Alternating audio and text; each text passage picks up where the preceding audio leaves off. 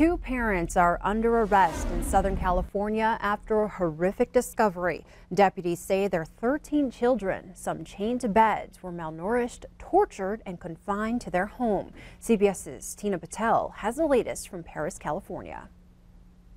Social media posts show one big happy family, 13 kids with their parents on vacation, often dressed in matching outfits. But investigators say no one could have pictured what was happening inside their Paris home.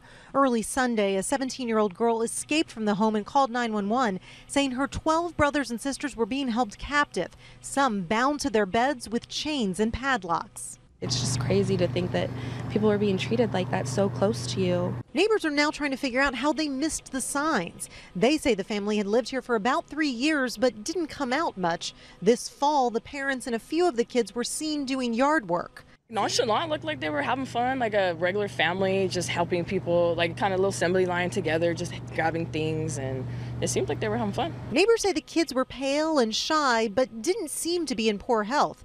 But investigators say all of the children were dirty and malnourished. At first, they didn't even realize the 7 oldest were adults between the ages of 18 and 29. Jamila Adams, a neighbor who has experience with the foster care system, says she's never heard of a case like this before. Just to see it's right here, it was like, it's heartbreaking, especially as a foster parent, because that's what we do. We take care of, the kids who can't take care of themselves, and then to see somebody has their own kids like that, it's hard. According to the California Department of Education, the home was registered as a private school called Sandcastle Day School. 57-year-old David Turpin listed as the principal. Now he and his wife, 49-year-old Louise, are facing charges of torture and child endangerment. Their bail set at $9 million each. The Riverside County Sheriff's Department will be holding a press conference Tuesday morning. We're hoping we'll learn then exactly what was going on inside this home and how the children are doing now. I'm Tina Patel for CBS News, Paris, California. The 13 children are transported to area hospitals for medical examinations, and all were admitted for treatment. Elsewhere, President Donald Trump is back in Washington, D.C. this morning as he and congressional Democrats continue to fight over the future of DACA and avoiding a government shutdown. As CBS's Hinadoba explains, on top of the busy week ahead, the president is pushing back against the Democratic senator who accused him of using a vulgar term about certain countries. President Trump returned to the White House last night from his Mar-a-Lago resort in Florida, still on the defensive after allegedly using a vulgar term to describe Haiti, El Salvador, and some African countries. Mr. Trump yesterday went after Democratic Senator Dick Durbin for, in his opinion, blowing immigration talks. The president tweeted in part, "Senator Dickie Durbin totally misrepresented what was said at the DACA meeting. Deals can't get made when there is no trust." There is some internal West Wing debate over whether President Trump said blank hole or blank house. I don't know that changing the word from hole to house changes the impact which this has. The controversy has stalled negotiations to protect DACA recipients, immigrants who were brought to the country illegally as children. Since some Democrats say they won't greenlight the budget if DACA isn't resolved, the government could face a shutdown Friday. The DACA program ends in March. If lawmakers don't find a solution, those immigrants could face deportation. Hinadoba, CBS News.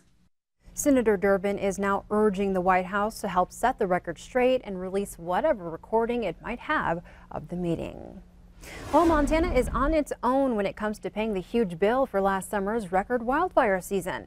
In addition to the hundreds of millions of dollars in federal money spent to fight the blazes this summer, the state of Montana and many local fire departments also spent tens of millions of dollars on fire operations. Montana blew through 2 years of fire funding during the most expensive season on record, sending the state into a budget emergency. But now Montana Public Radio reports that the federal government has turned down the state's request for $44 million of emergency relief to help pay for the firefighting operations. Previously, FEMA did award $11 million for some of the state's initial fire cost, but it's expected to take as long as 2 to 3 years for some of those payments to come through. In Crime Watch, authorities have released the victim's name in a deadly Sheridan shooting. Sheridan police say 47-year-old Eric Kaler was killed in his apartment. The suspect, Christopher Labai, pictured here, has yet to appear in court on one count of first-degree murder. Police received a phone call late Wednesday from a man who said Labai knocked on the door and claimed he shot someone. Officers responded to the apartment at 1410 North Main Street to find Kaler dead. It's unclear what led to the shooting, but the Sheridan Press reports Labai has a documented history of harassing the victim. Labai is being held at the Sheridan County Jail. We now know the name of the Miles City woman who was killed Saturday in a crash east of Forsyth. 31-year-old Dora Hendy died in the crash. Rosebud County Sheriff Alan Fulton says Hendy and her 2 young daughters were driving to Billings on Interstate 94 when another westbound vehicle lost control and veered off the roadway. As Hendy slowed down to avoid the crash, her car was struck from behind by another vehicle.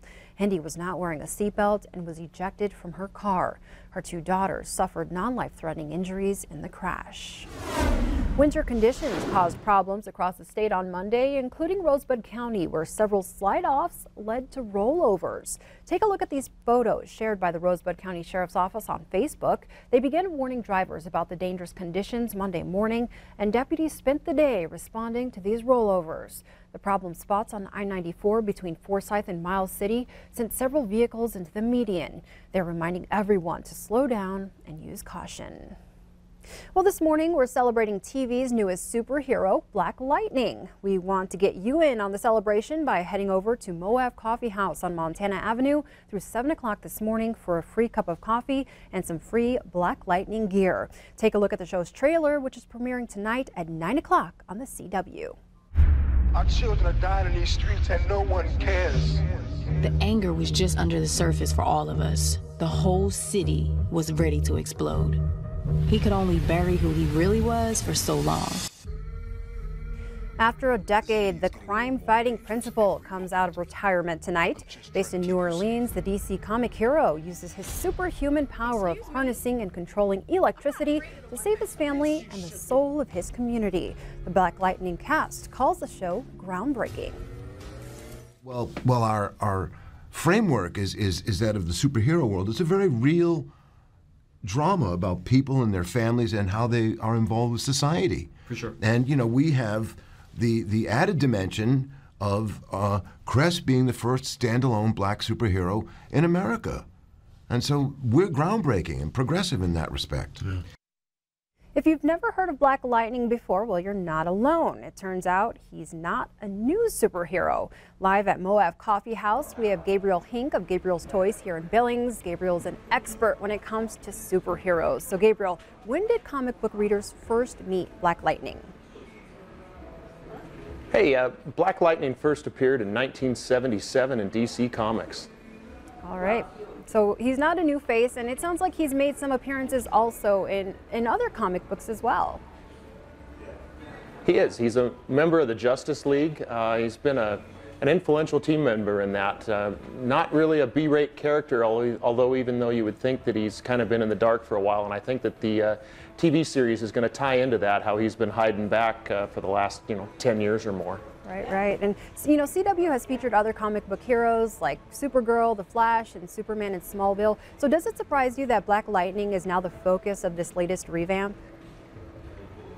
Not at all. There's a lot of social relevance here to this character. He comes from Metropolis, so he's kind of a side character, if you will, with Superman. He actually comes from the ghetto of Metropolis, and that's where he's, his area is. It's got a lot of social meaning with this because the character, there's a lot of stuff that takes place or has relevance today, and I think we're going to see that in this series. Very interesting. And aside from fighting the bad guys, it seems like family plays a big part in the Black Lightning storyline. We met before, and you were telling me an interesting story that you have about family when it comes to watching your favorite shows. So share that with us if you don't mind. Well, my daughter Jessica has been, you know, a big nerd for quite some time. She knows more about the comic book stuff sometimes than I do, and my son Brandon and I enjoy watching all of the series. So we've been watching The Flash on TV since day one. We've enjoyed Supergirl. You wouldn't think that two guys sit in a basement and enjoy watching Supergirl, but you know, it's been a great series. And of course, Arrow has been another one that I've been watching and enjoying as well.